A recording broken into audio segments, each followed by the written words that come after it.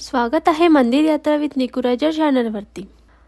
आज आपण जाणून घेणार आहोत तुळशीला पाणी अर्पण केले तर काय होते, तसेच कोणता मंत्र आपण म्हणावा ज्यामुळे आपल्या आयुष्यात कधीच गरिबी येणार नाही। सनातन धर्मात पूजली जाणारी तुळस अनेक औषधी गुणधर्मांनी परिपूर्ण मानली जाते। याला जेवढं धार्मिक महत्त्व आहे तेवढंच महत्त्व आयुर्वेदातही आहे। तुळशीची पानं तोडणं, तिला पाणी अर्पण करणं, पूजा करण्याचे अनेक नियम आपल्या धर्मग्रंथांमध्ये सापडतात। भगवान शिवा यांना वगळून तुळशीचा उपयोग जवळजवळ प्रत्येक हिंदू देवी देवतांच्या पूजेमध्ये केला जातो। भगवान श्री गणेशाला सुद्धा तुळस अर्पण केली जात नाही। तुळशीमध्ये लक्ष्मीचा वास असल्याने याची पूजा केली जाते। यासाठीच विष्णूंची पूजा तुळशी भोगाशिवाय अपूर्ण मानली जाते। अशा वेळी तुळशीची पूजा करताना काही महत्त्वाच्या गोष्टी आपल्याला लक्षात ठेवणे अत्यंत महत्त्वाचं आहे। पूजा करताना काही चुका जर आपल्याकडून झाल्या तर त्याचं नुकसान देखील होऊ शकतं। त्यामुळे आपण आजच्या व्हिडिओमध्येच ते नियम कोणते आहेत आणि त्याचबरोबर ज्या वेळेस आपण तुळशीला पाणी अर्पण करतो तर त्यावेळेस आपल्याला एक मंत्र म्हणायचा आहे। हा मंत्र जर आपण म्हटलं तर आयुष्यात आपण कधीच गरीब राहणार नाही।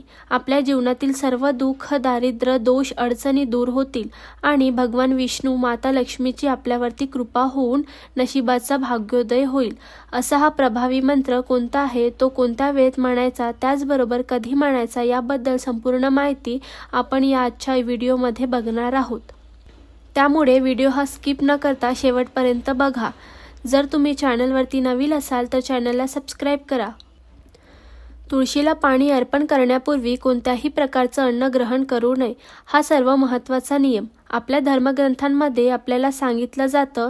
त्यानंतर पुढचा नियम म्हणजेच धार्मिक शास्त्रानुसार तुळशीला पाणी अर्पण करताना न शिवलेले कपडे घालण्याचा सल्ला दिला जातो। म्हणजेच बघा काय होतं, कधीतरी आपले कपडे फाटतात आणि मग आपण ते शिलाई करतो किंवा शिवून घेतो। असे कपडे घालून जर आपण तुळशीला पाणी दिलं तर त्याने अनेक वाईट परिणाम आपल्याला भोगावे लागतात। धार्मिक शास्त्रानुसार सूर्योदयाच्या वेळी तुळशीला पाणी अर्पण करणे उत्तम मानले जाते। आंघोळ केल्याशिवाय कधीच तुळशीला पाणी, जल अर्पण करू नये।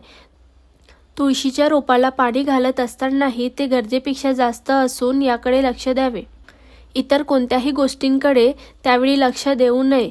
त्याचबरोबर रविवारी आणि एकादशीला तुळशीच्या रोपाला पाणी अर्पण करू नये। असं मानलं जातं की एकादशीच्या दिवशी तुळशी माता भगवान विष्णूंसाठी निर्जळा व्रत करत असते।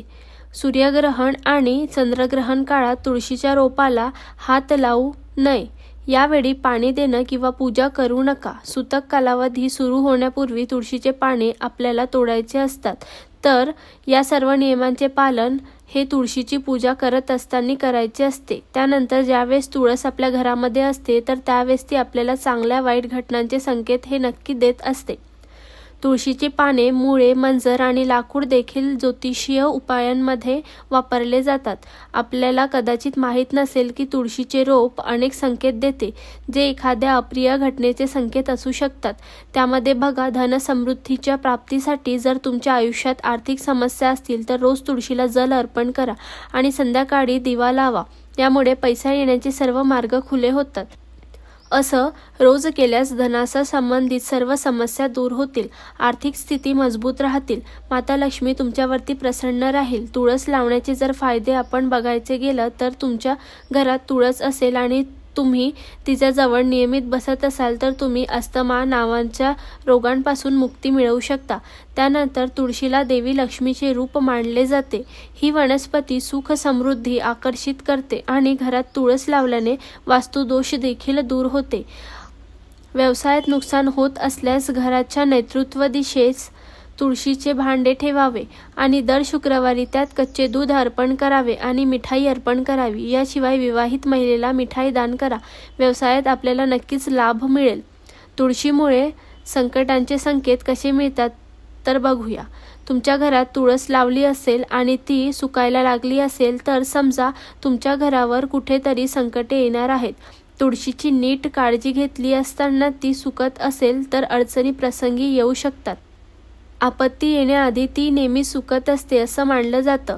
तर हा संकेत आहे, तर तो सर्वात महत्त्वाचा आपल्याला तुळशी माता देत असते। त्यानंतर जर एखाद्या घरातील तुळशी तुम्ही बघितली तर ती खूप छान भरलेली टवटवीत असते। छान मंजिरी, पानं, फुलं त्यावरती असतात। समजून जायचं त्यावेळेस त्या घरामध्ये सुख येणार आहेत, धनप्राप्ती होणार आहेत, कर्जातून मुक्तता होणार आहेत। तर अशा पद्धतीने आपल्याला तुळशीची उपासना करायची असते।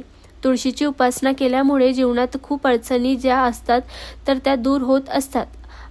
आता आपल्याला तुळशीला पाणी अर्पण करत असताना कोणता मंत्र म्हणायचा आहे जेणेकरून आपल्या जीवनातील सर्व त्रास जे आहेत तर ते दूर होतील, त्याबद्दलची संपूर्ण माहिती आपण जाणून घेऊया। त्यामुळे जर तुम्हाला हा व्हिडिओ आवडला असेल तर कमेंटमध्ये जय माता लक्ष्मी लिहायला अजिबात विसरू नका, जेणेकरून माता लक्ष्मीची कृपा तुमच्या कुटुंबियांवरती भरभरून होईल। जर तुम्ही कष्ट करताय, मेहनत करताय पण तरीही तुमच्या कष्टाला मेहनतीचं फळ मिळत नसेल, त्याचबरोबर कुठेतरी आपल्या कुंडलीमध्ये ग्रहदोष, वास्तुदोष, पितृदोष तयार झालेले असेल, जीवनामध्ये अनेक समस्या, संकटी, अडचणी तुमच्या येत असेल, आयुष्यांमध्ये अनेक प्रकारचे जे काही दोष आहे तर ते तयार झालेले असतील, घरांमध्ये आलेला पैसा हा घरांमध्ये टिकत नसेल, सतत अडचणी आणि आजारांमध्ये तो पैसा खर्च होऊन जात असेल, धनप्राप्ती होत नसेल, कर्जमुक्त होत नसेल, मुलांची प्रगती होत नसेल, सतत घरांमध्ये आजारपण राहत असेल, काहीतरी वाईट शक्तींचा जर तुमच्या घरांमध्ये त्रास तुम्हाला जाणवत असेल तर ह्या तुमच्या अनेक समस्यांसाठी तुम्हाला हा जो अतिशय प्रभावी असा उपाय आहे तो करायचा आहे। आता हा उपाय आहे तर तो तुम्हाला सलग 41 दिवस करायचा आहे, ज्यामध्ये तुम्हाला सुतक पिरियड्स आले तर ते दिवस तुम्ही स्किप करू शकतात।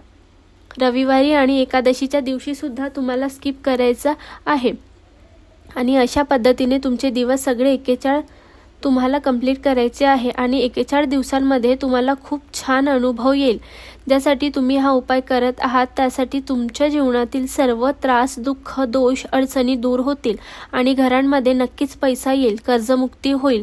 काय करायचं आहे, तुम्हाला सकाळी उठल्यानंतर हा उपाय तुम्ही स्त्री असाल, पुरुष असाल करू शकता, काहीच अडचण नाहीये। सर्वात प्रथम स्वच्छ आंघोळ करायची आहे आणि सकाळी 8 वाजायच्या अगोदरच रोज तुम्हाला हा उपाय करायचा आहे। 1 तांब्याभर पाणी घ्यायचं आहे, त्याचबरोबर एक छान दिवा तुम्हाला प्रज्वलित करून घ्यायचा आहे, धूप, दीप, अगरबत्ती घ्यायची आहे आणि एखादं फूल घ्यायचं आहे आणि तुम्हाला तुळशीजवळ जायचं आहे। कोणत्याही महिन्यात गुरुवारपासून तुम्ही या उपायाला सुरुवात करू शकता। तुळशी जवळ गेल्यानंतर दिवा प्रज्वलित करून घ्यायचा आहे, धूप, दीप, अगरबत्ती करून घ्यायची आहे आणि नंतर जे तांब्याभर पाणी आपण घेतलेलं आहे ते पाणी तुळशीला अर्पण करत असताना हा मंत्र आता पुढे तुम्हाला म्हणायचा आहे। महाप्रसाद जननी सर्व सौभाग्यवर्धिनी आधिवेदी हरा नित्य तुलसीत्व नमोस्तुते। या मंत्राचं तुम्हाला पठण करायचं आहे। हे म्हणजे सौभाग्यवर्धिनी महाप्रसादजी तुळशी माता आहे, तू आमच्या घरातील सर्व ज्या काही आधिव्याधी आहे, ज्या रोग आहेत तर ते सर्व दूर कर आणि मी तुम्हाला नमस्कार करतो, असा त्याचा अर्थ होत असतो। अशा पद्धतीने तुम्हाला हा मंत्र पाणी अर्पण करताना म्हणायचा आहे। कोणत्याही महिन्यातला गुरुवारपासून या सेवेला तुम्ही सुरुवात केली तरी चालेल, परंतु तुम्हाला सलग 21 दिवस हा उपाय करायचा आहे। सुतक, पिरियड्स, रविवार आणि एकादशीचे दिवस तुम्हाला सोडून हा उपाय करायचा आहे। तर अशा पद्धतीने हा उपाय करा, नक्कीच तुम्हाला फायदा होईल। जर तुम्हाला हा व्हिडिओ आवडला असेल तर चॅनलला लाईक करा, शेअर करा आणि मंदिर यात्रा विथ निकुराजला सबस्क्राईब करायला विसरू नका।